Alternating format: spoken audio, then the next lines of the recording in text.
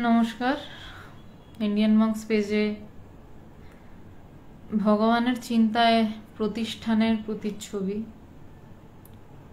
এই আলোচনাতে সবাইকে স্বাগত।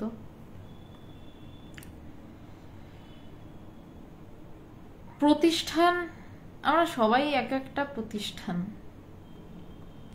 আমরা প্রত্যেকটা মানুষ নিজে প্রথমত একটা প্রতিষ্ঠান। কারণটা আমি পরে আসছি। তারপর সেই অনেকগুলো প্রতিষ্ঠান মিলে একটা প্রতিষ্ঠান মানুষ গড়ে একসাথে থাকবে বলে, বা কিছু নিয়ম কানুন দিয়ে ঘিরে বাঁচবে বলে। কেন আমি বললাম যে একটা মানুষ নিজেই একটা প্রতিষ্ঠান? তার কারণ, অরূপ মল্লিক প্রণাম, সবাইকে আমার প্রণাম। তার কারণটা হচ্ছে যে প্রত্যেকটা মানুষের নিজস্ব কিছু ঠিক ভুল, হ্যাঁ না, মূল্যবোধ কিছু না কিছু আছে। প্রত্যেকটা মানুষের জীবনের একটা রুটিন রয়েছে, বা রুটিন সেটা বেরুটিনই হোক, বেনিয়মই হোক, কিন্তু একটা কিছু আছে। তো সে কিছু একটা ভাবে নিজের জীবনটাকে চালায়, কোনো না কোনো ভাবে সে জীবন ধারণ করছে, কোনো একটা পথে সে চলছে।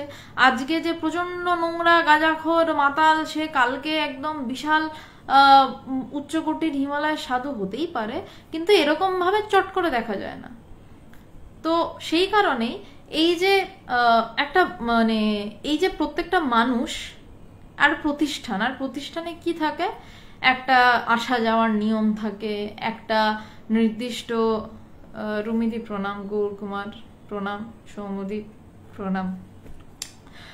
প্রতিষ্ঠানের কি থাকে, যেটাকে আমরা সো কল প্রতিষ্ঠান বলে দেখি? একটা বাড়ি, একটা বিল্ডিং, তার একটা নিয়ম, সেখানে নিয়মগুলো বানাচ্ছে আবার কিছু প্রতিষ্ঠান, মানে আমাদের মতন কিছু মানুষ, যে সেই নিয়মগুলোকে মানতে হবে।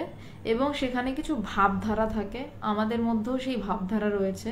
সুতরাং সবার আগে এটা বুঝতে হবে যে আদতে আমরা প্রত্যেকেই এক একটা প্রতিষ্ঠান, এবং সেই প্রতিষ্ঠানগুলোই একত্র হয়ে হয় ভালো কিছু তৈরি করি, বা ভালো খারাপ সবটাই তো আপেক্ষিক কথা। সমাজের জন্য সেই মুহূর্তের জন্য ভালো কিছু তৈরি করি, বা সেই মুহূর্তের জন্য খারাপ কিছু তৈরি করি। আর ভগবানের মতন কিছু কিছু প্রতিষ্ঠান, যারা কিছু কিছু না, একজনই হন এরকম, তারা চিন্তা করেন জগতের বুকে এমন একটা সত্যের প্রতিষ্ঠান রেখে যাওয়ার, যে প্রতিষ্ঠানটা থেকে মানুষ ভিতরের অন্তরের, যেখানে কোনো নিয়ম নেই, যে বেনিয়ম, এই পুরো নিয়ম টিয়ম সব উড়ে গেছে যেখানে, সেই জায়গার খোঁজ যাতে মানুষ পায়, সেই চর্চাই যাতে সেখানে হয়। এক একটা প্রতিষ্ঠান থাকতেই পারে, যেমন কিটি পার্টিস হয়, সেখানে সারাদিন তো আমি একটা অ্যাটেন্ড করিনি, আমি শুনেছি কিটি পার্টিসে শাড়ি গয়না কোথায় কি দাম কমেছে, দাম বেড়েছে, আবার পরের মাসে কোথায় মিট হচ্ছে, কত টাকা ফান্ডিংস আসছে। এটা হচ্ছে কিটি পার্টিসের গল্প। যারা গাজার প্রতিষ্ঠান, গাজার নিয়ে একসাথে বসছে, হয়তো তাদের সরকারি রেজিস্ট্রেশন নেই, কিন্তু গাজা খেতে বসছে একসাথে, তাদের কাছে কি বক্তব্য থাকবে? সংসারের অশান্তি, আর তার সাথে কালকে ভালো গাঁজা পাওয়া যাবে, আর একটু দামি বা কম, দাম বাড়লো না কমলো, কোথার থেকে আনালে ভালো, এই তো গল্প। মাতালদের কাছেও সমান গল্প। পরের দিনের ফান্ডিং ঠিক আছে কিনা, মদের সাথে চানাচুরটা ঠিকভাবে আসছে কিনা, তাদের কিন্তু সরকারি রেজিস্ট্রেশন নেই। আবার কোনো একটা এনজিও যাদের কাছে সরকারি রেজিস্ট্রেশন রয়েছে, যারা মানুষের জন্য কিছু কাজ করছে, তারা ভাবছে কালকে চাল ডালটা কোত্থেকে আসবে, কিভাবে আরো বেশি মানুষের মুখে আমরা খাবার তুলে দিতে পারবো, বা আরো কিছু বেশি বাচ্চাকে কি করে পড়াতে পারবো।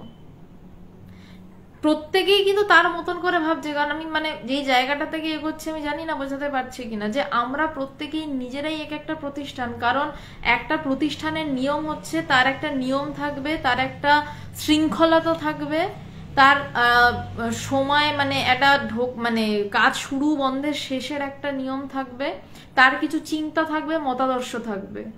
চিন্তা, মতাদর্শ, নিজের নিয়ম, কোনটা আমাদের মধ্যে নেই? তো সুতরাং আমরা প্রত্যেকেই এক একটি প্রতিষ্ঠান, এবং আমাদের সবার আগে একটা প্রতিষ্ঠানকে সুষ্ঠুভাবে পরিচালনা তো দূরস্থান, সুষ্ঠুভাবে প্রতিষ্ঠানে চুপ করে থাকতে গেলে আমাদের প্রত্যেককে আগে নিজের প্রতিষ্ঠানটাকে ঠিক করতে হবে।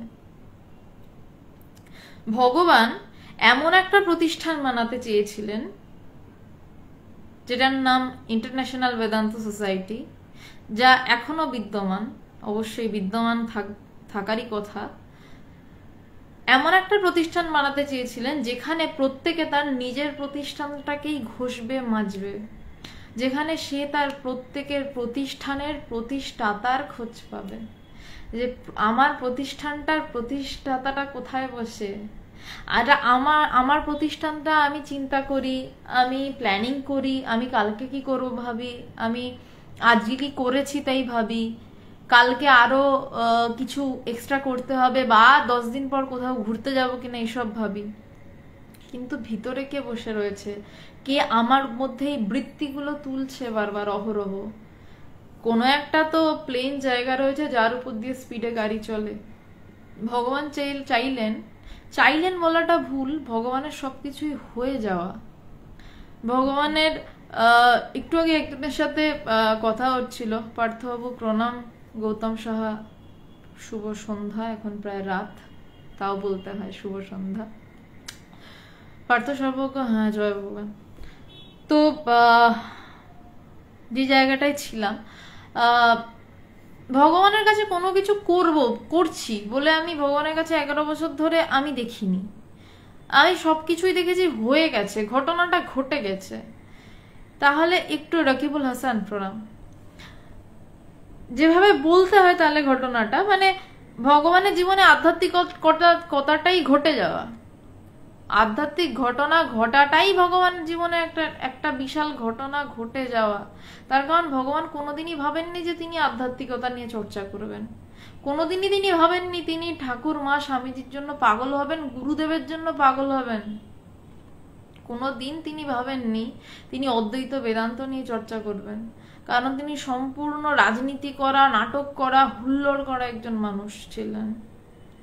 তো সমাজের নানান মিথ্যা, কিন্তু একটা জিনিস ভগবানের ছিল, ভগবান সত্যকে প্রচন্ড প্রচন্ড ভালোবাসতেন। শেষ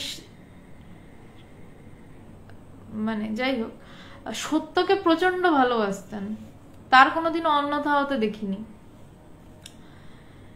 তো এই সত্যকে ভালোবাসতে গিয়ে যখন জগতের মধ্যে হুল্লোড় করছেন, নাটকে বিশাল নাম, তখন তার মালিগাঁওতে রেলের কর্মচারীও ছিলেন, ভগবান রেলে চাকরি করতেন মালিগাঁওতে। কোয়ার্টারে বিভিন্ন মানুষ, বলাকাপাড়া ক্লাব, সেখানে নাটক হতো, আমি জানি না কেউ সেখানকার আছেন কিনা। তো সেই সব জায়গাতে ভগবান একটা সময় তাকিয়ে দেখলেন কোথাও সত্য নেই। তখন ভগবানের মনে হলো যে যেই জীবনটা আমি সত্য নিয়ে বাঁচতে পারবো না, তাহলে সেই জীবন আমি রেখে কি করব। তখন তার হাতে পড়েছিল স্বামী বিবেকানন্দের একটি কবিতা, তুষার কঠিন মাটি না হয় হোক না তোমার শয্যা, অকালে ফোটা একটি ফুলের প্রতি, কবিতাটি।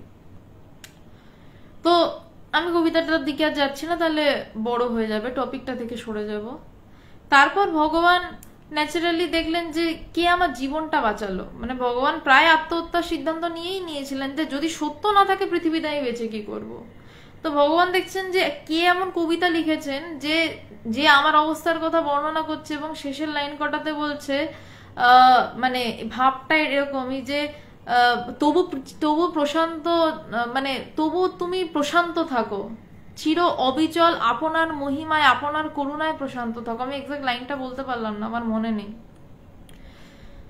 তো তখন ভগবান দেখলে এর গুরুকে, দেখছে ঠাকুর শ্রী রামকৃষ্ণ দেব। রাজ্জাক নমস্কার, ভালো থাকবেন। শর্মিষ্ঠা দি জয় গুরু। তো তিনি দেখলেন তখন যে আমার কাছে তো কোথাও সত্য ছিল না। তো এনার গুরুকে দেখছেন রামকৃষ্ণদেব, তখন ভগবানের এমনই আধ্যাত্মিকতার ব্যাপার যে তিনি ঠাকুর রামকৃষ্ণদেবকেও চিনতেন না। তো তারপর শুরু হলো ঠাকুরের বিষয়ে জানা, কথামৃত ঘাটা, পকেটে সবসময় ঠাকুরের ফটো রেখে দেওয়া, ঠাকুরকে ইষ্ট বলে জানা। যেই গুরুমা অবাক হয়ে যেত যে যে মানুষটা কোনোদিন পুজো করতো না, সে হঠাৎ মানে ঠাকুরের জন্মদিন পালন করছে, তাও বাড়িতে সন্ন্যাসীদেরকে নিয়ে এসে। তো এইভাবে না ভগবানের জীবনে ঘটে গেছে অনেক কিছু, এবং এভাবেই ভগবানের গুরু খুঁজতে গিয়ে স্বামী পবিত্রানন্দজিকে খুঁজে পাওয়া। স্বামী পবিত্রানন্দজির গুরুদেব স্বামী কৃষ্ণানন্দজি জঙ্গলি মহারাজ বলে ওনাকে এখনো ভীষণ ভীষণভাবে সমাদৃত। উনি দেহ তো রেখেছেনই। পুরুলিয়ার রাকাবের জঙ্গলে উনি সাধনা করেছিলেন। উনি সারদা মায়ের সরাসরি দীক্ষিত সন্তান ছিলেন, এবং সাধনাটাই যেহেতু ওনার মুখ্য ছিল, উনি মায়ের অনুমতি নিয়ে সাধনা করতে চলে যান রাকাবের জঙ্গলে। তো ভগবানের খুব ভালো লেগেছিল এটাই যে ভগবান যাকে ইষ্ট বলে মানলেন, প্রাণের গুরুকে তিনি সেই পরম্পরাতেই খুঁজে পেলেন, এবং মায়ের পরম্পরা। তো আমরাও সেই ভগবানের পরম্পরা, তো সেই জায়গা মা তোতাপুরী ঠাকুর, সেই জায়গা থেকেই সেই পরম্পরা, সেই জ্ঞানের যে ঝর্ণা নেমে আসে, সেই তেমনভাবেই চলছে এবং চলবে অবিরত এটা। তো এবার 1984-এ ভগবান পাগলের মতন গুরুদেবের কাছে ছুটছেন যে আমার জ্ঞান লাভ করতে লাগবে। তো একটা জায়গায়, যেহেতু অনেক অনেক সংসারী মানুষেরা দেখেন, তাই এই কথাটা, ওই ঘটনাটা বলছি। তো ভগবান একটা জায়গায় দেখলেন স্বামীজি বলছেন, স্বামী শিষ্য সংবাদেই রয়েছে যে সন্ন্যাসী না হলে জ্ঞান লাভের প্রসঙ্গ নেই, ঠিক এই লাইনটা রয়েছে। তো ভগবান গুরুদেবকে বললেন যে সে এতটা পাগল জ্ঞান লাভের জন্য। তখন দেবযানীতি মানে ভগবানের মেয়ের বয়স ছোট, মানে বোধহয় কয়েক বছর বয়স, এবং গুরুমা রয়েছেন। পবিত্রানন্দজিকে জিজ্ঞাসা করলেন যে তাহলে কি আমি সন্ন্যাস নেবো, কারণ আমাকে তো জ্ঞান লাভ করতে হবে, জ্ঞানের জন্য এমন ভাবে পাগল হতে হয়, যে তাহলে কি আমি সন্ন্যাস নেবো, নইলে যে স্বামীজি বলছে জ্ঞান লাভ হয় না। তখন পবিত্রানন্দজি হেসে বললেন, না, মা বলছেন গৃহীর অন্তর্সন্ন্যাস। তো ভগবান যেই শুনলেন যে মা বলছেন গৃহীর অন্তর্সন্ন্যাস, এবং তারপর পবিত্রানন্দজি হেসে বললেন যে মা হাইকোর্ট, মানে স্বামীজি বলতেন মাকে যে মা হাইকোর্ট, যে গৃহীর অন্তর্সন্ন্যাস বলছে, মা বলেছে গৃহীর অন্তর্সন্ন্যাস, সুতরাং কোনো চিন্তা নেই, তুমি ধ্যান ধারণায় মন লাগাও। এরপর গুরু শিষ্যের আলাপ হতো কিভাবে। ভগবান থাকতেন সুদূর আসামে চাকরির জন্য, উপায় নেই। পবিত্রানন্দজি পুরুলিয়াতে, চিঠি লেখা হতো, সেই চিঠিগুলো নিয়ে বেদান্ত সাধনা, যেটা নিয়ে প্রায় প্রত্যেক শুক্রবারই আলোচনা হতো। এখন কয়েকদিন বন্ধ আছে, আবার খুব তাড়াতাড়ি সেই আলোচনাটা শুরু হবে। পবিত্রানন্দজি যেই চিঠিগুলো ভগবানকে লিখতেন, এবং যেই চিঠিগুলো নিয়ে ভগবান দিনের পর দিন পড়ে থাকতেন, ওই চিঠিগুলোই তার চাকরি বাকরি বাজার সংসার সবকিছুর মধ্যে বিষয়বস্তু ছিল গুরুদেবের চিঠি। এবং চিঠিটা বলে নয়, চিঠির বিশেষণটা নয়, সোমা ব্যানার্জি, চিঠির বিশেষণটা নয়, চিঠির মধ্যে কি রয়েছে, গুরুদেব তাকে নির্দেশটা কি দিয়েছেন, তিনি সেটার জন্য পড়ে থাকতেন, সেটা নিয়ে পড়ে থাকতেন। এবং এই করতে করতে 1984 সালে তার নির্বিকল্প সমাধি হওয়া। এবং যথারীতি ঠাকুরের কথা ফুল ফুটলে ভ্রমর আসবে। তো যার নির্বিকল্প সমাধি হচ্ছে, তারপর যার মহাভাব হচ্ছে, মহাভাবের চোটে যার সবকিছু, মানে সেটা আরেক গল্প, সেটা কল্পনা, সেটা আরেক ঘটনা। সেটা হয়তো আপনারা সুদেশনাথ থেকে দ্য গ্রেটেস্ট ভগবানের জীবনী যেদিন যেদিন আলোচনা হয় সেখানে শুনেছেন কিছুটা, আমি সেদিকে যাব না। নির্বিকল্প সমাধির পর ভগবানের মহাভাব হয়, এবং ভগবানের নির্বিকল্প সমাধির পরই পবিত্রানন্দজি দেহ ছাড়েন। তো সেটা এক বিষম অবস্থা ছিল আর কি, মানে মহাভাব হচ্ছে একদিকে, প্রবল যন্ত্রণা, শরীরে ছটফট করছেন, সব ভুলে যাচ্ছেন, জগৎ সংসার ভুল হয়ে যাচ্ছে। তো এই সমস্ত কিছু হতে হতে একটা সময় কামাখ্যা মায়ের কাছে লাস্টে ভগবান পুজো দেন যে মা প্রশমিত করো, আর পারছি না। তো সেটা নিয়ে আর বিস্তারিত যাচ্ছি না। তো তারপর তার কাছে মানুষজনের আনাগোনা শুরু হলো। আগে নাটক বা যারা নাটক করতো তারা আসতো, বন্ধুরা আসতো। এখন আর কারা আসতে শুরু করলো, যে যারা ঈশ্বরকে জানতে চায়, এবং ভগবান তাদেরকে অনর্গল অদ্বৈত বেদান্ত বলতে থাকলেন, অনর্গল ভাবে অদ্বৈত বেদান্ত বলতে লাগলেন। এবং শুরু হলো ভগবানের কাছে এসে কারোর সেই রেলের কোয়ার্টারে কারোর কেউ আত্মস্থ হয়ে পড়ছে, কেউ সমাধিস্থ হয়ে পড়ছে, কেউ ভগবানের মধ্যে তার ঈশ্বরীয় রূপ দেখছেন, তার যে ঈশ্বরকে ভালো লাগে সেই ঈশ্বরীয় রূপ দেখছেন, কেউ কৃষ্ণ দেখছেন, কেউ মাকে দেখেছেন, কেউ ঠাকুরকে দেখেছেন। আজ তো আর বলতে কিছু বাধা নেই।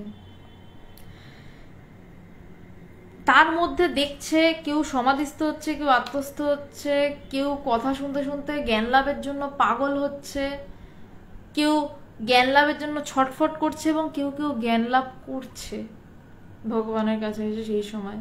তখন কোনো সংগঠন কিন্তু নেই, তখন কিন্তু প্রত্যেকে এক একজন সংগঠন তার কাছে আসছে, সে একটা বিশাল সংগঠন নিজেই তার কাছে আসছে, এবং শুধু এই চর্চা হচ্ছে, সেখানে শুধু ঈশ্বরীয় চর্চা হচ্ছে। তার সে কিন্তু আগেও এক ছিল, ভগবান কিন্তু আগেও এই নির্বিকল্প সমাধি হওয়ার আগেও তিনি ছিলেন, তখন তার কাছে নাটকের রিহার্সালের চর্চা হতো। ঘুরে গেল কোন দিকে? আধ্যাত্মিক চর্চায়, ঈশ্বরীয় চর্চায়। তো সেখানে যারা বয়োজ্যেষ্ঠ মানুষেরা আসতেন, মজুমদার বাবু, মুক্তা কাকু, মুক্তা পুরকায়স্থ, এনারা বললেন যে যখন এইভাবে একটা আলোচনা চলছেই, তাহলে এটার একটা মানে একটা সাংগঠনিক রূপ দিলে ভালো হয়। দাও। তো ভগবানের অনেক রকম নাম সবাই বলছে, তো ভগবানের পছন্দ হলো ইন্টারন্যাশনাল বেদান্ত সোসাইটি, যেখানে কিনা তখন আসামের রেলের কোয়ার্টারে আলোচনা হচ্ছে কেবলমাত্র ঈশ্বরীয় কথার। কিছু মানুষ পাগলের মতন সেখানে ছুটছে, কোনো হুঁশ নেই, জ্ঞান নেই, এবং মানে ভগবান এরকম হয়েছে রাত্রিবেলা মানে খাওয়ার পর হাত ধুতে যেতে পারছেন না, বেদান্ত বলে যাচ্ছেন, হাতে শুকিয়ে যাচ্ছে খাবার। লাস্টে গুরুমা এসে বলেছেন যে আরে ওর খাওয়া হয়ে গেছে, হাতটা ধুক, তারপর আবার বলবে তোমাদের। এবং যারা শুনছে তাদেরও এমন অবস্থা। তো প্রত্যেকে নিজের প্রতিষ্ঠানের প্রতিষ্ঠাতাকে খোঁজার কাজটা তো শুরু হয়েই গেছিল, এবার কিছু জগতের নিয়ম মানতে লাগে। তো বললো যে তাহলে হোক, একে বলছে তাহলে একটা রেলের কোয়ার্টার যার আসলে কোনো অস্তিত্ব নেই, সেখানে এখন অন্য মানুষেরা থাকেন, 56B। বলছে তাহলে সেটা ইন্টারন্যাশনাল বেদান্ত সোসাইটি কিভাবে হবে? কিন্তু ঈশ্বরের অদ্ভুত ইচ্ছায় সেই নামটিও পাস হয়ে গেল, যেটা হওয়ার কথা নয়। কারণ যার কোনো নিজস্ব সংগঠন, নিজস্ব বাড়ি নেই, নিজস্ব ঘর নেই, কিছু নেই, তো সেখানে তো হওয়াটার কথা নয়। ইন্টারন্যাশনাল বেদান্ত সোসাইটি সেই সময় নাম, এখন সেটা হতে পারে। এখন প্রায় পৃথিবীর 20টারও বেশি দেশে এই সংগঠন ছড়িয়ে পড়েছে। স্পেনে, নেদারল্যান্ডসে, আফ্রিকাতে আশ্রমের চেষ্টা চলছে। স্পেনে, নেদারল্যান্ডসে আশ্রম রয়েছে, আমেরিকাতে প্রস্তুতি চলছে, আমেরিকাতে কাজ চলছে, ইউনিট রয়েছে, আফ্রিকাতে ইউনিট রয়েছে, তাছাড়া ভেনিজুয়েলা, আরো নানান জায়গায় ইউনিট রয়েছে, এবং ভারতবর্ষে তো কলকাতার মধ্যে অনেক জায়গাতে, তাছাড়া বেনারস, আসাম, নানান জায়গায় ছড়িয়ে পড়েছে। এখন ভগবান কতটা দূরদর্শী ছিলেন যে সেই সময় 1989-এ বলেছিলেন ইন্টারন্যাশনাল বেদান্ত সোসাইটি নাম হবে। দূরদর্শীর থেকে বড় কথা তার জ্ঞান কতটা গভীরে ছিল, যে সে বুঝতে পেরেছিল যে এটা একদিন ইন্টারন্যাশনাল হবে। তো তার চোখে প্রতিষ্ঠানের একটা প্রতিচ্ছবি ছিল অশোকবাবু, ওম নমো নারায়ণ। তার চোখে প্রতিষ্ঠানের একটা প্রতিচ্ছবি ছিল, সেই প্রতিচ্ছবি নিয়েই তো তার প্রতিষ্ঠান তৈরি, বা প্রতিষ্ঠান তৈরিতে মত দেওয়া। তো তার চোখে, ভগবানের চোখে এই প্রতিষ্ঠানগুলো অনেকগুলো মানুষকে নিয়ে যে প্রতিষ্ঠানটি হবে, সেটি কেমন হবে, কেমন হওয়ার কথা ছিল। আর এখনো সেই প্রতিষ্ঠানটি রয়েছে, এবং ঈশ্বর চাইলে থাকবে, অবশ্যই থাকবে। তো সেটা আপনারা বুঝতে পারবেন যে ভগবানের চিন্তার প্রতিচ্ছবিটা কেমন ছিল। ভগবানের নিজের লেখা ইতি তোমাদের ভগবান থেকে 256 নম্বর চিঠি, 19/4/99। প্রিয় IVS এর সভ্য ও সভ্যাবৃন্দ, ইন্টারন্যাশনাল বেদান্ত সোসাইটিকে সংক্ষেপে IVS বলে বলা হয়, তো সেই জন্যই IVS, বুঝতেই পারছেন।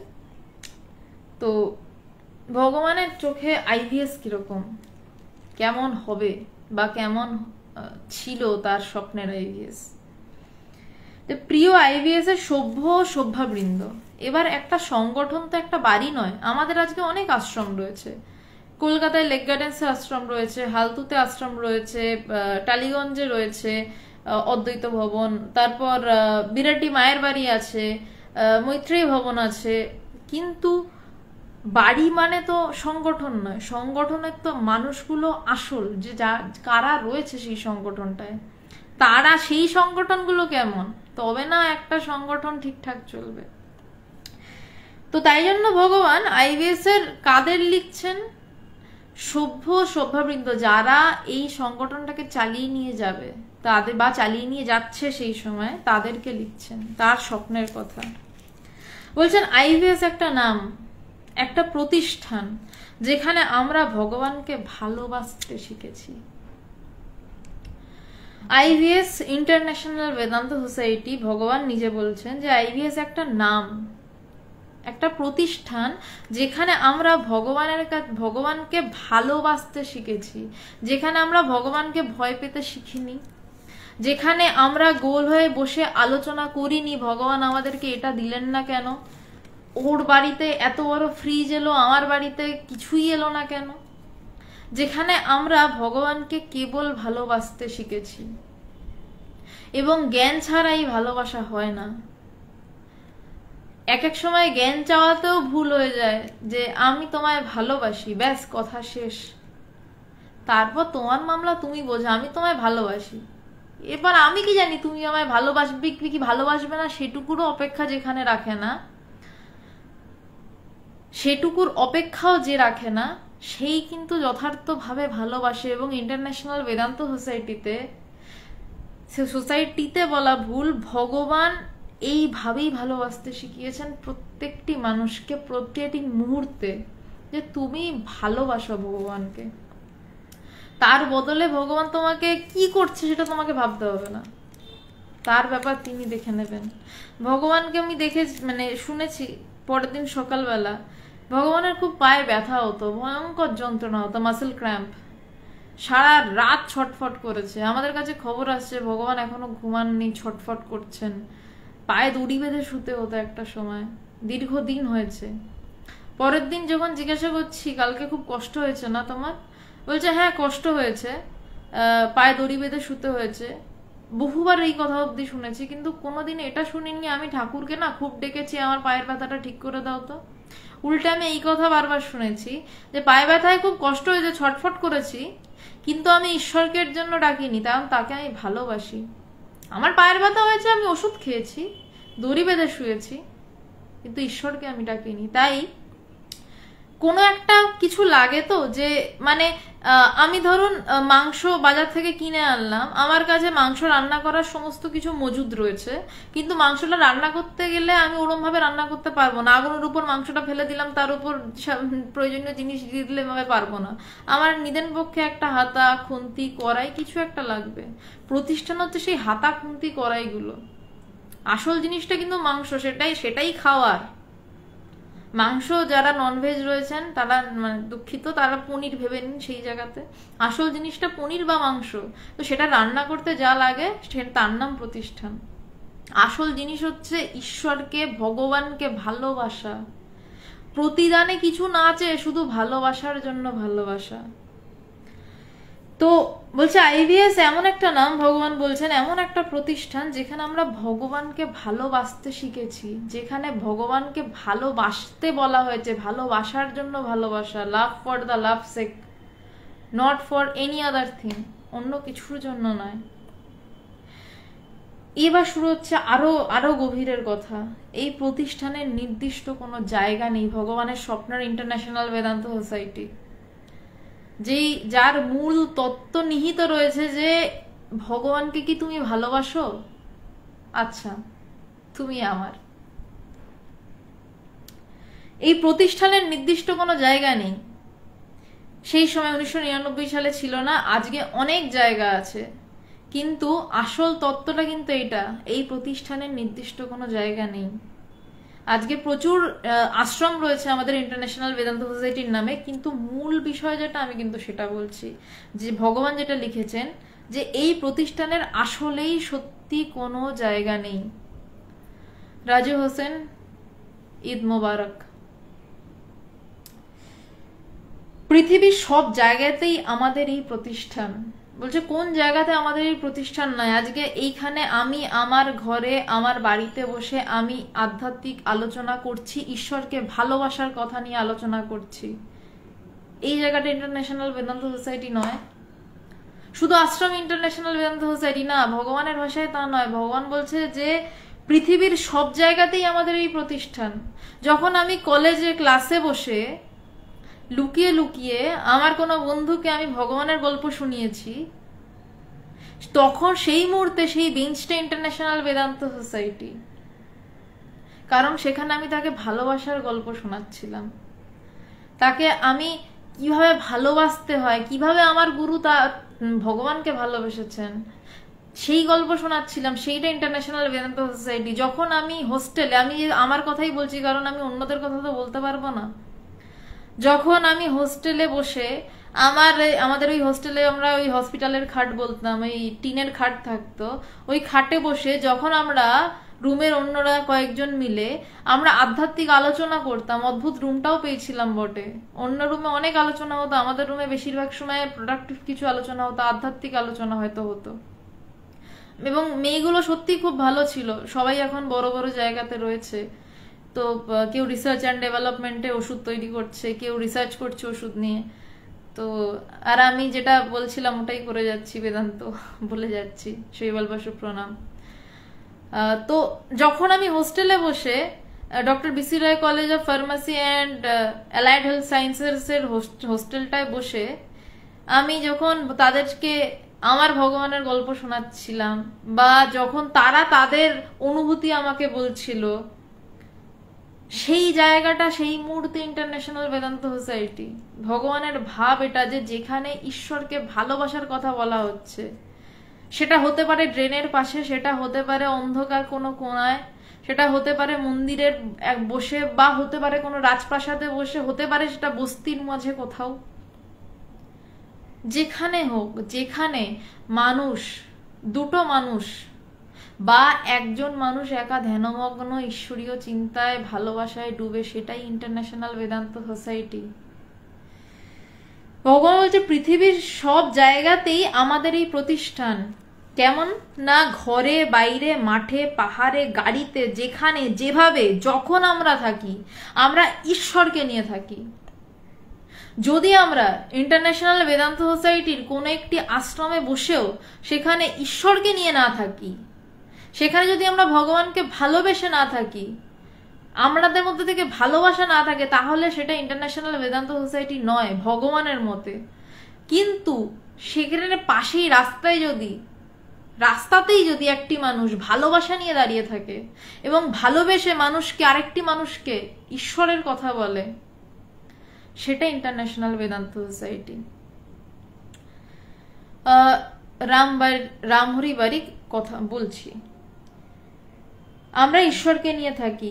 বলছে যেখানে যেভাবে যখন আমরা থাকি, আমরা ঈশ্বরকে নিয়ে থাকি। লাইনটা আমি আর একবার বলি, এই আপনার যাদের যা প্রশ্ন এটা বাদ দিয়ে আমি একদম শেষে উত্তর দেব। রামহরি বারিক, আমি আপনাকে একদম শেষে উত্তর দেব। বলছেন যে এই প্রতিষ্ঠানের নির্দিষ্ট কোনো জায়গা নেই, পৃথিবীর সব জায়গাতেই আমাদের প্রতিষ্ঠান। ঘরে বাইরে মাঠে পাহাড়ে গাড়িতে, যেখানে যেভাবে যখন আমরা থাকি, যেখানে যেভাবে যখন আমরা থাকি, গাড়িতে যখন ট্রেনে যাতায়াত হয়, ঈশ্বরীয় প্রসঙ্গ হয়, বলছে ওটা ইন্টারন্যাশনাল বেদান্ত সোসাইটি। কারণ ওখানে ভালোবাসার কথা বলছে, ঈশ্বরকে ভালোবাসার কথা, অন্য কিছু না। ঈশ্বরকে ভালোবাসা অর্থে নিজেকে জানার কথা বলা হচ্ছে। দুটো কাঠ নিজেরা নিজেদের মধ্যে, দুটো চকমকি পাথর, কাঠে কাঠেও ঘষলেও আগুন বেরোয়, দুটো চকমকি পাথর নিজেরা নিজেদের মধ্যে ঘষছে, কখন ফুলকি দিয়ে আগুন বেরোবে এবং তা সব ভস্মীভূত করে দেবে, সমস্ত অজ্ঞান ছাড়খাড় করে দেবে, কেউ জানে না। তাই বলছেন ভগবান যে ঘরে বাইরে মাঠে পাহাড়ে গাড়িতে, যখন যেভাবে যখন আমরা থাকি, আমরা ঈশ্বরকে নিয়ে থাকি। এটা ইন্টারন্যাশনাল বেদান্ত সোসাইটি, ভগবানের স্বপ্নের ইন্টারন্যাশনাল বেদান্ত সোসাইটি। সেটাই, ঈশ্বর আছেন, আমরা ঈশ্বরকে নিয়ে ঘর করি। এত স্পষ্টভাবে কে বলতে পারে? ঈশ্বর আছেন, যে দেখেছে, যে বোধ করেছে। কিছুদিন ধরে আমার প্রোফাইলে যারা খেয়াল করেন, যারা আমার প্রোফাইলে রয়েছেন, ভগবানের কিছু কিছু ডায়েরির কথা মানে পেয়ে মাথা ঘুরে যাচ্ছে আর কি। সেই কথাগুলো যে বোধ করেছে, যে আমি ঈশ্বর যে বোধ করেছে, তাই না সে বলে যে মানুষ, মানে প্রথমে তো আমি ভগবান এটা আসতে হয়েছে, তারপর সে বলে ভগবান বলেছেন অন্যদের দিকে তাকিয়ে মানুষই ভগবান। ভগবান সবাইকে ভগবান বলে গেছেন, বলছে তুমিও ভগবান, তুমি বুঝে নাও তুমি ভগবান, তুমি এখনো বুঝতে পারছো না, এটাই তোমার মূর্খামি।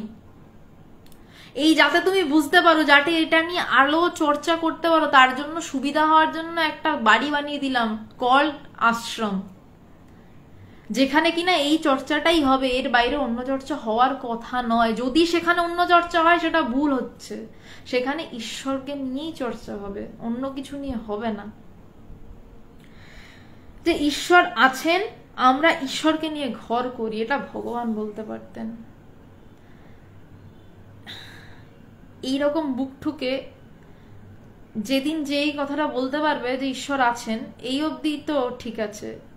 আমরা ঈশ্বরকে নিয়ে ঘর করি, মানে আমাদের নিত্য মুহূর্তের বিষয় তিনি, সে আমাদের ঘরের লোক, সে আমার লোক, সেই সাধু যে বলতে পারে যে ঈশ্বর আছেন, তার মানে তার মধ্যে সে অনুভব হয়েছে যে অহং ব্রহ্মাস্মি, আমি সেই ব্রহ্ম, প্রজ্ঞানাং ব্রহ্ম, আমার সেই জ্ঞানী ব্রহ্ম। যার এই অনুভব হয়েছে সেই কথাটা বলতে পারে ঈশ্বর আছেন। এবং যার এই অনুভব হয়েছে, কোনোভাবেই ভিতর থেকে সেই ঈশ্বর বেরিয়ে লাফাতে লাফাতে কোথাও চলে যেতে পারেন না, ভিতরে বড়জোর কচুরিপানায় ঢেকে যেতে পারে। কিন্তু সেই ঢাকাটাও সরিয়ে দেওয়ার পদ্ধতিও কিন্তু তাকে নিয়ে আলোচনা করা, তাকে ভালোবাসা, তাকে নিয়েই ডুবে থাকা। যদি ঢাকাও পড়ে যায়, ঠাকুরের ভাষায় কচুরিপানায় যদি জল ঢেকেও যায়, সেটা সরানোরও উপায় কিন্তু 2 হাত দিয়ে বারবার সরানো। যেইভাবে অজ্ঞানটাকে এরম করে আমরা সরিয়ে তার কৃপাতে সেই জল পেয়েছি। যেভাবে প্রথমবার কচুরিপানা সরিয়েছি, পরের বার সরাতে একটু সুবিধা, তার কারণ কচুরিপানায় অব্যবহারে, জলটার অব্যবহারে, মানে সেই জ্ঞানের অপব্যবহারে বা অব্যবহারে আবার কচুরিপানা যদি জন্মায়, আমরা দ্বিতীয়বার তাড়াতাড়ি সরাতে পারবো, তার কারণ আমরা জানি কিভাবে সরাতে হয়, কাজটা স্পিডে হবে। কিন্তু সরাও, জলটার টেস্ট নাও, স্বচ্ছ জল আছে, বেকার কচুরিপানা দেখছো কেন? কচুরিপানা তো নেই, সুন্দর জল রয়েছে, কচুরিপানা সরাও, ডুব দাও, ফুর্তি করো, এইটুকুই তো কথা। ডুব দাও, এই কচুরিপানাটা সরাও, জলে মাথা ডুবিয়ে ডুব দাও, প্রাণ ভরে ডুব দাও, মন ঠান্ডা করো, বা মন উড়িয়ে দিয়ে ডুব দাও। মন উড়ে গেলেই ওই জলটা দেখা যায়, তারপরেই ডুব দেওয়া যায়, নইলে ডুবে থাকা যায় না, ধাক্কা মেরে তুলে দেয় আবার।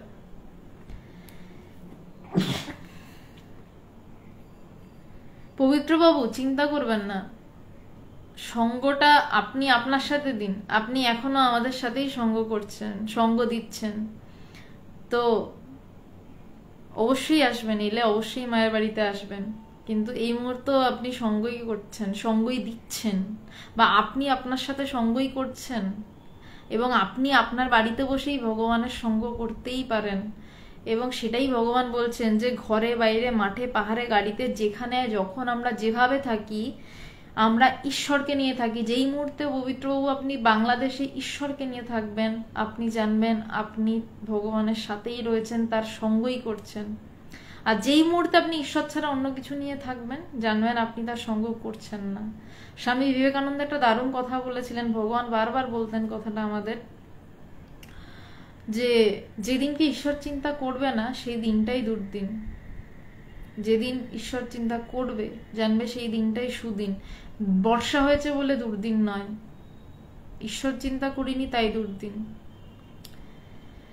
কচুরিপানা এমন ভাবে সরান পবিত্রবাবু, যাতে কচুরিপানার সাহস না হয় আর ধারে কাছে ঘেঁষার, একদম তুলে ফেলে দিন উপরে।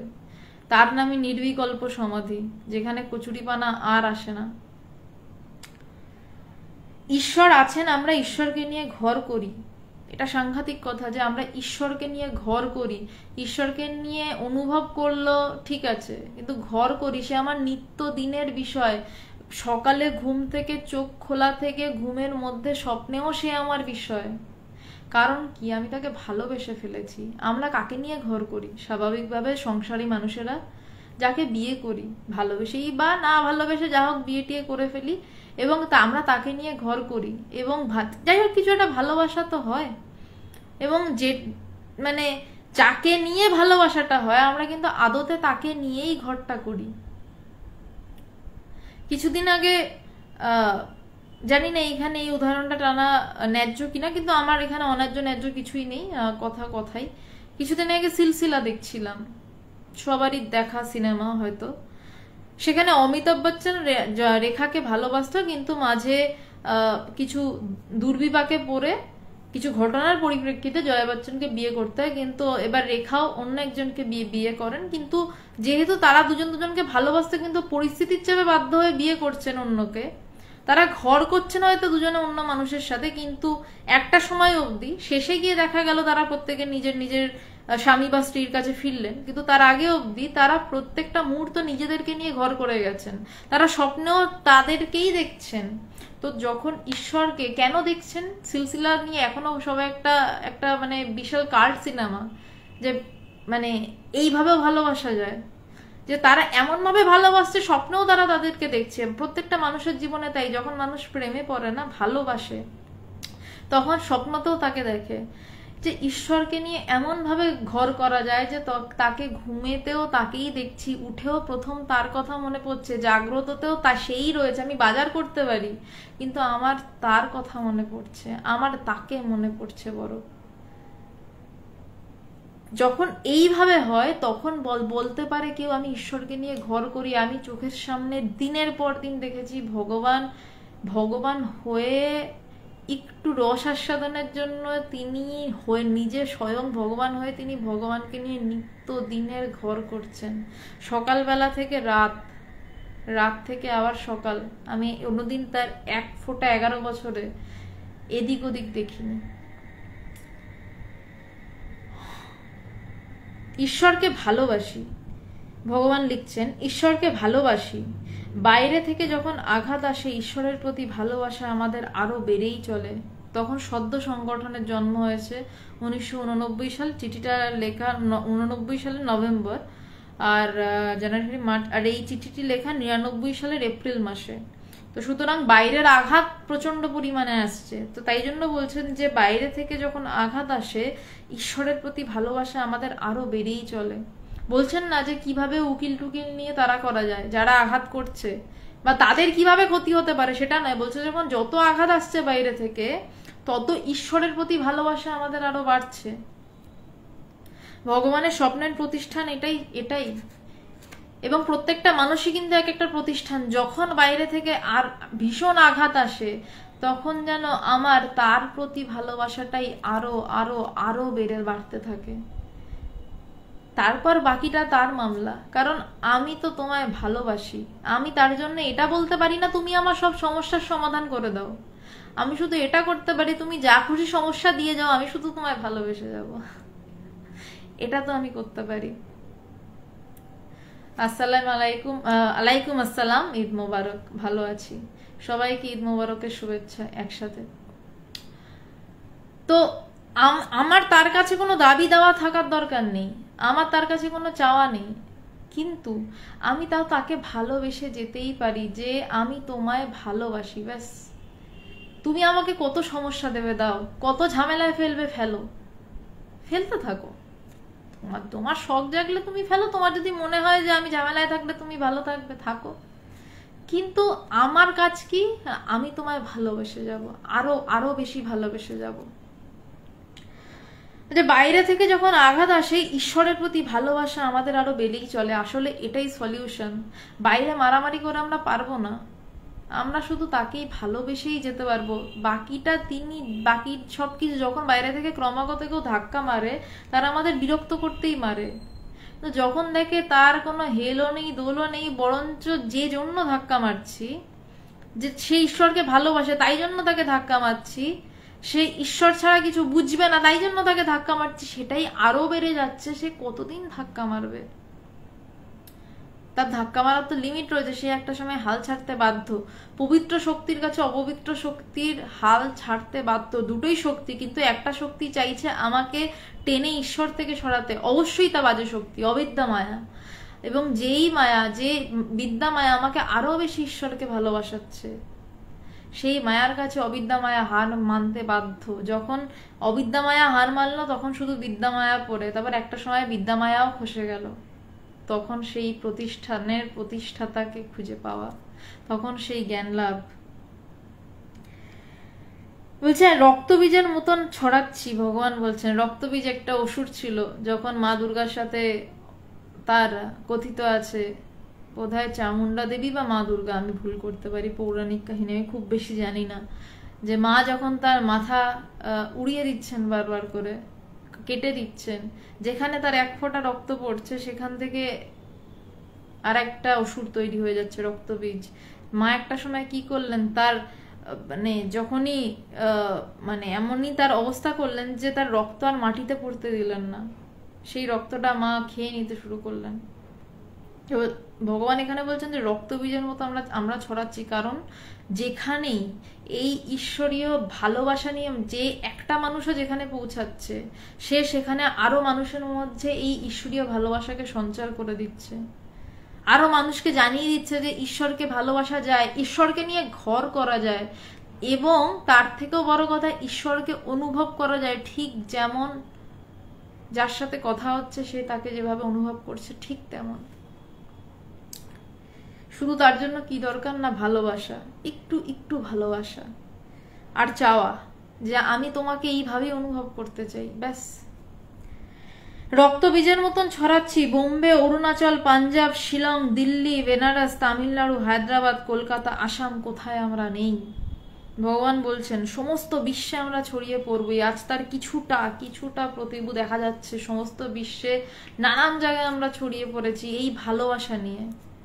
হয়তো আশ্রম নেই, কিন্তু এই ঈশ্বরকে নিয়ে ঈশ্বরকে বোধ করা যায়, জ্ঞান লাভ করা যায়, ঈশ্বরকে নিয়ে ঘর করা যায়, ঈশ্বরকে ভালোবাসা যায়, এই কথাটা পৃথিবীর নানান প্রান্তে ছড়িয়ে পড়েছে, এবং সেটাই ইন্টারন্যাশনাল বেদান্ত সোসাইটি, যা ভগবানের স্বপ্নের প্রতিচ্ছবি। ভালোবাসা বাড়াও, ওর লোভে ঈশ্বর পৃথিবীতে নেমে আসবেনি। বলছে ভালোবাসা বাড়াও, ওর লোভে পৃথিবীতে ঈশ্বর নেমে আসবেনি। আমাদের জীবনে সবকিছুই যেন ভগবান হয়।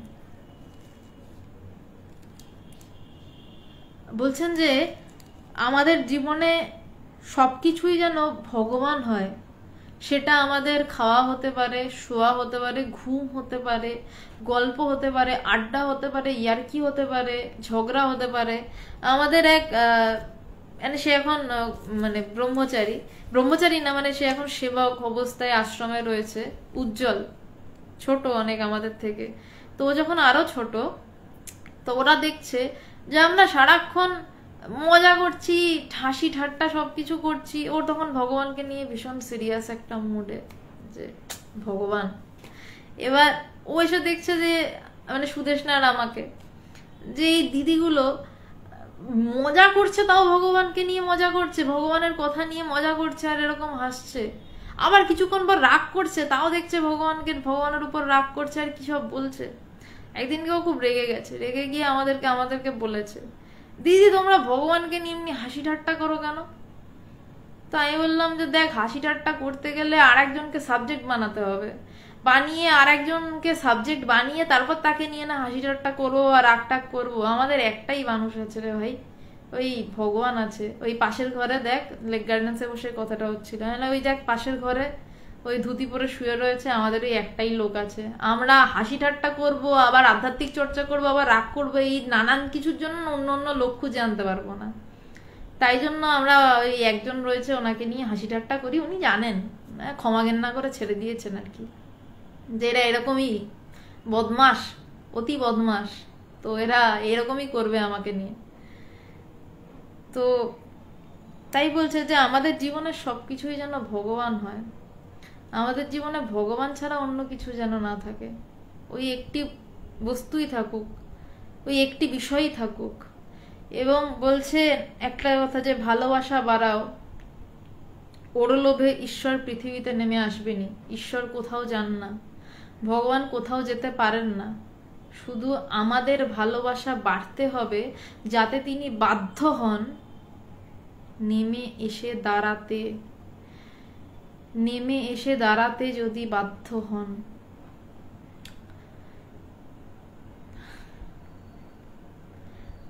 গুরুজি, তখন ভগবানকে গুরুজি বলে ডাকা হতো। অঙ্কিত, হ্যাঁ উজ্জ্বলের মতন সহজ সরল। হ্যাঁ, উজ্জ্বল খুব রেগে গেছিল, আমাদেরকে বলছে দিদি তোমরা ভগবানকে নিয়ে এরকম মজা করছো, লোক কোথায় পাবো রে, আর লোক কই যে তাকে নিয়ে হাসি ঠাট্টা করবো, আর একটা লোক তাকে সাবজেক্ট বানাতে হবে, একটাই মানুষ আছে তো। আর যে বলছে অঙ্কিত মিত্র, ভগবান আবার তাকে, সে হচ্ছে ভগবানের বিশেষ প্রিয় বিড়াল ছানা। ভগবান তাকে জড়িয়ে ধরে বলেছিলেন তুই আমার কাছে বিড়াল ছানা হয়ে থাকবি। সেই ছেলেটিও যে শুনছে, সে যে কমেন্ট করলো, যখন ভগবান হসপিটালে ভর্তি, রাতের পর রাত জেগেছে, থেকেছে, কোনোভাবেই ছেড়ে যায়নি, একদিনও ভগবানকে দেখতেও যায়নি আইসিইউর মধ্যে, কিন্তু রাতের পর রাত বসে থেকেছে যে আমি ভগবানের কাছে আছি। ওকে শুধু মনে পড়ে একটাই কথা বলেছিলাম ওই সময়, তুই কোথাও যাবি না, তুই কিন্তু ভগবানের বিড়াল ছানা, তুই যাবি না ভগবানকে ছেড়ে এখন। হ্যাঁ, না যাব না। সব কাজ সেরে, চাকরি সামলে বা যা কাজ করতো সেরে রাতের পর রাত হসপিটালে কাটিয়েছে। তো ভগবান কয়েকটা মানুষ তৈরি করেছে, যেই মানুষগুলো এক একটা প্রতিষ্ঠান, যেই মানুষগুলো আদতে ইন্টারন্যাশনাল বেদান্ত সোসাইটি, যেই মানুষগুলো আদতে এই ইন্টারন্যাশনাল বেদান্ত সোসাইটি নামক যে নাম রয়েছে, যা কনস্টিটিউশন রয়েছে, হোয়াট এভার দি এলস, সেইগুলোকে ভালোবাসা, যাদের মূল মন্ত্র হচ্ছে ঈশ্বরকে ভালোবাসবে এবং তাকে নিয়েই ঘর করব, তো সেই মানুষগুলোকে ভগবান তৈরি করেছেন এবং আরো তৈরি করে যাচ্ছেন। এখনো তিনি তৈরি করে যাচ্ছেন। এবং চিঠিটার বোধহয় মূল কথা এটাই যে ভালোবাসা বাড়া ওর লোভে ঈশ্বর পৃথিবীতে নেমে আসবেন।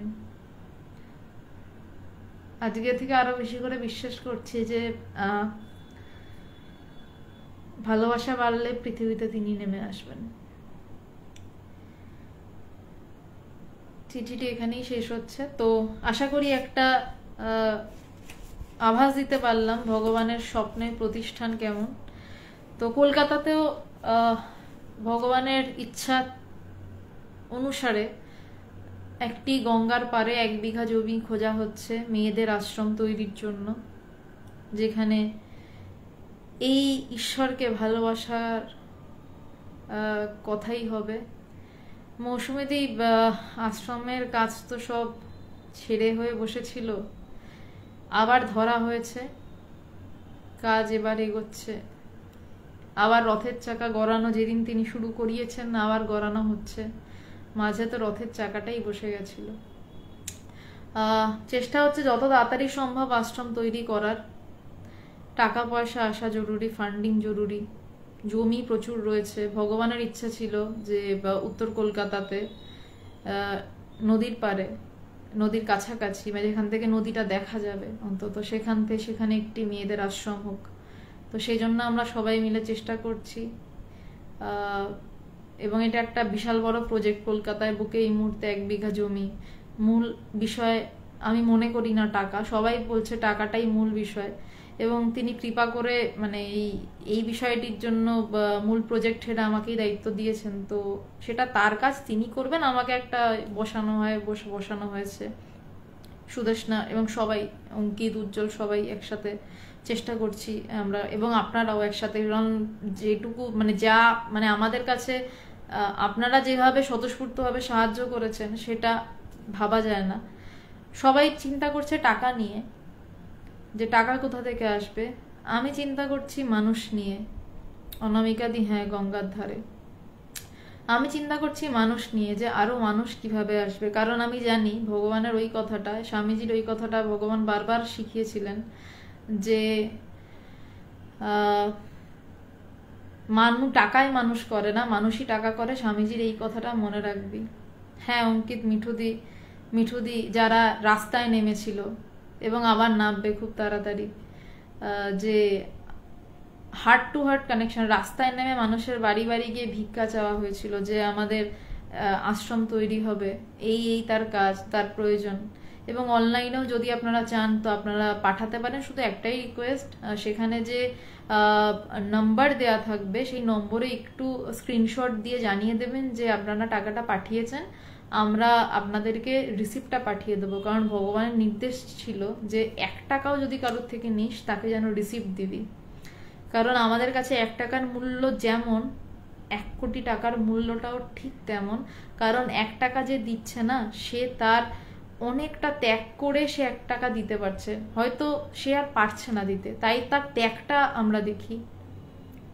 আর যে 1 কোটি টাকা দিচ্ছে সেও ত্যাগ করছে, তার ত্যাগটা মূল্যবান। তো আপনাদের সবার সাহায্য আমাদের কাম্য। অ্যাকাউন্ট ডিটেলস এখানে দেওয়া নেই। ইউটিউবে ভারতের সাধক ও সাধিকা চ্যানেলটায় যদি যান সেখানে অ্যাকাউন্ট ডিটেলস দেওয়া রয়েছে। এবং একটাই রিকোয়েস্ট, অনেকের টাকা আমরা এরকম পাই গুগল পেতে আসে, গুগল পের নম্বরও দেওয়া রয়েছে, কিন্তু গুগল পেতে আসে কিন্তু অদ্ভুতভাবে আমরা তাদেরকে রিসিপ্ট পাঠাতে 2-1 জনকে পারিনি। কারণ বারবার মেসেজ করা সত্ত্বেও তাদের কোনো মানে ফোন নাম্বার আমরা পাচ্ছি না। তো যারাই টাকা পাঠাবেন এই আশ্রমের কাজের জন্য, বিশেষ আলাদা অ্যাকাউন্ট রয়েছে ইন্টারন্যাশনাল বেদান্ত সোসাইটির এই মেয়েদের আশ্রমের, কলকাতার মেয়েদের আশ্রমের কাজের জন্য। আপনারা যদি চান কেউ, তাহলে আমি এই অ্যাকাউন্ট নাম্বারটা এখানে দিয়ে দিতে পারি। বা আপনারা পারলে একদিনকে সবাই মিলে কলকাতায় বেদান্ত আশ্রমে আসুন। ওই আশ্রমটা আমার বাড়ির কাছে হয়, আমি সেই কারণে বলছি। বা একদিনকে চলুন, মানে ইন্ডিয়ান মংসে তো সবাই রয়েছেন, একদিনকে আপনারা না ঠিক করুন, একদিনকে একসাথে কোথাও বসা হোক, সবাই মিলে একটা চিন্তা করে শুরু করা হোক যে কারণ কিভাবে এত বড় একটা কাজ, বারবার বলছি বিল্ডিং আসল নয়, মানুষ আসল। এটা আমাকে ভগবান শিখিয়েছেন যে মানুষ আসল। তো কিভাবে করা যেতে পারে, সবাই মিলে একটা চিন্তা ভাবনা করুন। প্রত্যেকের, ওই যে বললাম না, প্রত্যেক এক একটা প্রতিষ্ঠান, প্রত্যেকের প্রতিষ্ঠান থেকে, প্রত্যেকের চিন্তা ভাবনা থেকে এক এক রকমের চিন্তা উঠবে যে এইভাবে হতে পারে, ওইভাবে হতে পারে। সেই চিন্তাগুলো একটু ভাগ করে নিন সবাই মিলে। একসাথে যদি কোনো কাজে হাত লাগানো হয় সেই কাজটা এগোবেই, আমার দৃঢ় বিশ্বাস। এবং তার থেকেও বেশি বিশ্বাস, এটা কোনো অহংকার করছি না, কাজটায় যদি কেউ না হাত লাগায়, আমিও যদি হাত না লাগাই মূর্খামি করে, আমার গুরু বলেছেন তো, আমার গুরু চেয়েছেন তো, ভগবান চেয়েছেন তো, ঠিক কাজটা কিছু না কিছুভাবে হয়ে যাবে, এটুকু আমি জানি যে এটা হবে। শুভেন্দু চক্রবর্তী, আপনি কাইন্ডলি এখানে আমাদের ফোন নাম্বার দিয়ে দেব, আপনারা সেই নম্বরে যোগাযোগ করুন। সবসময় আমি অনেক ফোন ধরতে পারি না, অনেক সময় এটা হয়ে থাকে, আমারই ভুল, আমি ধরতে পারি না। মানে যদি ফোনে না পান আপনারা হোয়াটসঅ্যাপ করুন। আমরা একসাথে চেষ্টা করি না একটা স্বপ্ন দেখার, যেইখানে ভালোবাসা যায় ঈশ্বরকে, যেখানে ঈশ্বরকে নিয়ে ঘর করা যায়, এবং যেখান থেকে মানুষেরা ঈশ্বরকে নিয়ে ঘর করতে পারে, যেখানে বসে মানুষেরা এইটা শিখে ফেরে যে ঈশ্বরকে নিয়ে আমরা ঘর করব। সবাই মিলে যদি চেষ্টা করা যায়, এবং আবারও বলছি সবাই মিলে চেষ্টা করলে এটা সফল তো হবেই, কিন্তু আমি প্রজেক্ট হেড, ভগবান মনোনীত করেছিলেন কৃপা করে আমায়, আমিও যদি এখান থেকে সরে যাই, আপনারা সবাই যদি সরে যান, ভগবানের ইচ্ছা এই কাজ হবেই। তো সুতরাং কাজ যখন হবেই, তার রথের সারথি হতে ক্ষতি কি, বা তার রথের চাকাটা দড়িটা টানতে ক্ষতি কি, কাজটা তো হবেই। চলুন একসাথে দড়িটা টানা যাক, যাদের যাদের ইচ্ছা। আমি আলোচনাটা শেষে আমি হ্যাঁ ভাস্করদা, তুমি বেশ কিছুদিন আসছো তো, তুমি আসলটা জানো যে যে কিছুদিন দৌড় করাবেন, দৌড় করিয়ে তারপর নিজেই দিয়ে দেবেন, সেটা আসলে। কিন্তু দৌড়টা করাবেন, এটা ভগবানের সিস্টেম যে দৌড়টা প্রবল লেভেলে করান। তো আমি হোয়াটসঅ্যাপ নম্বর দিয়ে দেবো, আর একটা অ্যাকাউন্ট ডিটেলসও দিয়ে দেবো এখানে। এই যেই আলোচনাটার পোস্টার দেওয়া হয়েছিল, বা আমি কমেন্টেও দিয়ে দিচ্ছি যারা যারা চাইছেন, বা আলাদা করে একটা পোস্টও ইন্ডিয়ান মংসে দেওয়া হবে। তো চলুন একসাথে নেমে পড়ি। যখন রথটা এগোবেই, দড়িটা ধরিই না, ক্ষতি কি? রথ তো তিনি ঠেলছেনই, শুধু তো আমাদের দড়িটা ছুঁয়ে থাকা, আর তো কিছু নয়, ছুঁয়ে একটু হাঁটছি যেন। আজ এই অবধি থাক, এবং এই স্বপ্নটাকে একসাথে পূরণ করি, যে গঙ্গার ধারে 1 বিঘা জমির উপর কলকাতায় অদ্বৈত বেদান্ত নিয়ে মেয়েদের আশ্রম। প্রণাম সবাইকে।